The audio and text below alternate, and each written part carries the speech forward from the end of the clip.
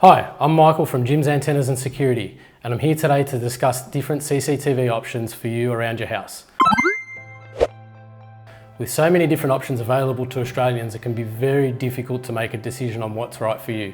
So join me as we break down some of the key features involved in selecting a CCTV system that's right for you. Let's talk about camera resolution. It's very important when selecting cameras to understand the differences between camera resolutions, whether they be 2 megapixel, 4 megapixel or 6 megapixel. The main difference is the higher the megapixel, the better the clarity on the camera. These factors contribute to such things as wide open spaces or long narrow fields of view. A 6 megapixel camera is typically the most evenly priced camera on the market. In a commercial setting, an 8 megapixel camera will obviously be more beneficial as it has a higher clarity rate and will be able to keep an eye on things like point of sale systems or cash over a till. So your primary consideration when selecting a camera should be first to identify the areas that you want to cover. For example, the front of a house is a nice wide open space. So typically speaking, a standard 6 megapixel camera with a 2.8mm lens will have a field of view of about 90 to 100 degrees. However, down the side of a house where things can get really narrow, a 3.6 or even a 4mm lens will give you a narrower field of view, concentrating more specifically on that area. Most standard cameras have a fixed lens. However, there is an option for a varifocal lens. What this does is this changes from a digital zoom to a motorized zoom, allowing the lens to change as you move along and focus on a specific area. Night vision. There are a number of different technologies used in cameras, especially for night vision. Predominantly, most cameras have IR or infrared for night vision. However, this has its limitations. What this means is that at night time, you will view a black and white image. Details aren't so specific.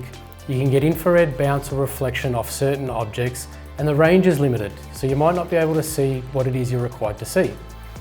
Technology has come a long way, and low-level light filter cameras such as Starlight or Colour View allow us to see colour at night time.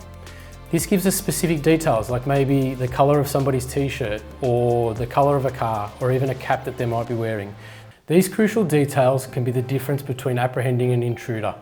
However, it is always important to understand where you're placing your cameras and whether this will work for you.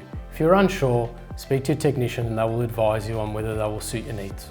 AI or smart detection is a feature that allows us to be notified or capture specific events. This feature has come a long way from basic motion detection. In the past, you would possibly be notified of, say, a tree moving or a dog walking by.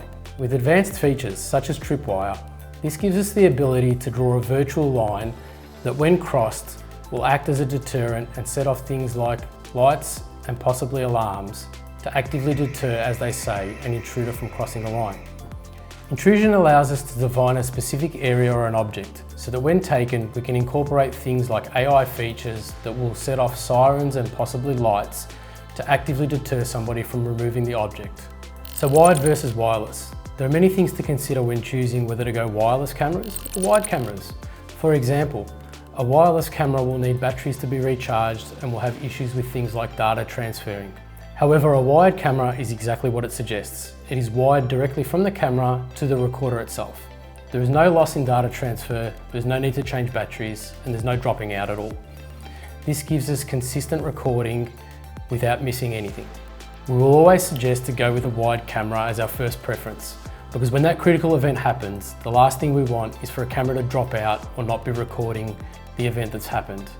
Camera styles. So there are many different camera styles on the market, but predominantly these are our three main camera styles. We've got the bullet, the turret, and the dome camera. Let's talk about the dome camera for a second. So the dome camera predominantly is installed indoors. Benefits and features to this camera is the fact that you cannot see the lens or where it's facing. We're able to mount them in places like bars, clubs, or even retail settings, and this allows a customer to not really know where the camera is facing and if they're being watched, actively deterring them from committing an offence. The bullet camera. The bullet camera is very aesthetically dominating. It stands out and it allows us to capture images at a further distance.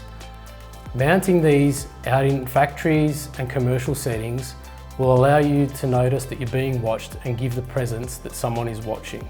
Then we have turret cameras. Turret cameras are our most popular camera for a residential setting. You only need to walk down the street and see that most houses have turret cameras installed. Aesthetically, they can stand out, but also they have the ability to blend in. They're a great all-round camera and come in a number of different lens sizes and megapixel options for you to be able to install around your house. So there you have it. Hopefully this video has given you a better insight into CCTV and what to select for your home or your business. Keep in mind that CCTV is your last line of defence, so it's important to have it installed by a qualified, trained and insured technician. Thanks for watching, and if you found this video useful, please like and subscribe, and we'll see you next time.